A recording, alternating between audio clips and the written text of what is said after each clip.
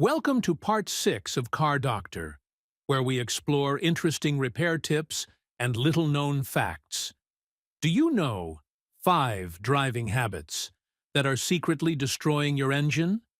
Or how to deal with a failed cam sensor and a car that's spinning slowly like it's sleeping? And that's not all. We'll show you how to adjust the clutch, adjust the poitou front wheel tilt of your Dodge Charger, replace the poitou clutch damper, and how to compress the rear bushings of your Camry properly. Finally, don't miss out on auditors. Hold a quick tip for changing the oil filter without making a mess in your garage. Ready? Let's get started. Running your car constantly on low fuel is like running a marathon without drinking water. It's just asking for trouble. Your fuel pump relies on the fuel in your tank for cooling and lubrication. When you're always running on empty, you're forcing it to suck up all the crud and sediment at the bottom of your tank. This can lead to premature fuel pump failure, clogged fuel filters, and injector problems. A fuel pump replacement alone can set you back $100 to $300, not counting labor costs and potential damage to other components. And let's be honest, all this could be avoided by just keeping your tank reasonably full. Number 4. Switching from reverse to drive rush. You know that person at the grocery store who shifts from reverse to drive while their car's still rolling? Yeah, don't be that guy. Your transmission wasn't designed to be your brake pedal. I see this all the time. People treating their transmission like it's indestructible. Let me tell you something. A new transmission costs anywhere from $2,000 to $5,000 excluding labor.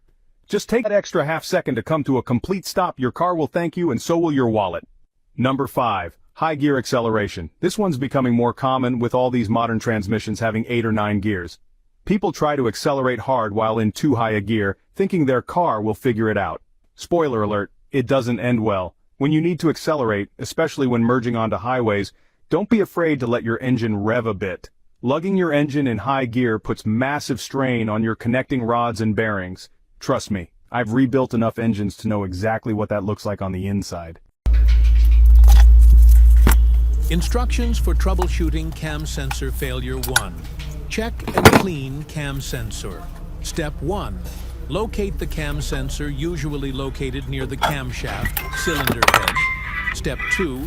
Remove the cam sensor with the appropriate tool. Step 3. Use electronic cleaning solution or oil to clean the sensor, especially the sensor head. Step 4. Wait for the sensor to dry completely, then reinstall it. Note, if the sensor is severely damaged or the sensor head is worn, it needs to be replaced.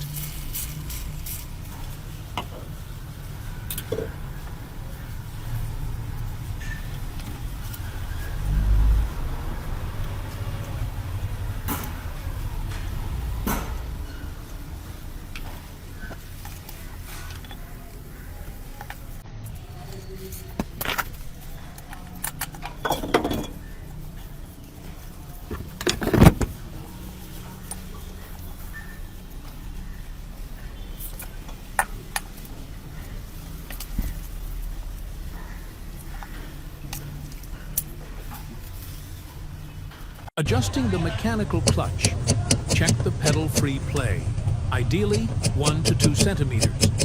Locate the adjusting screw near the clutch cable or transmission. Loosen the lock nut, turn the adjusting screw, tighten. Increase tension, reduce travel.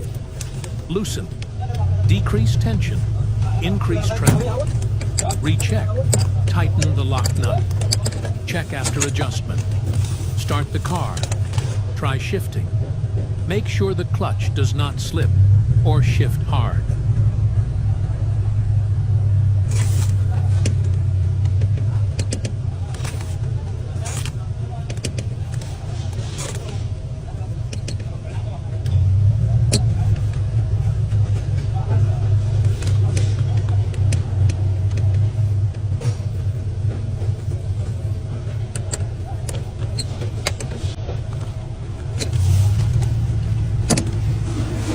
Front camber is the angle between the wheel and the vertical line when viewed from the front of the vehicle. Negative camber, the top wheel tilts inward. Positive camber, the top wheel tilts outward. Correct adjustment helps the vehicle grip the road better and reduces uneven tire wear. What do you think of this guy's method?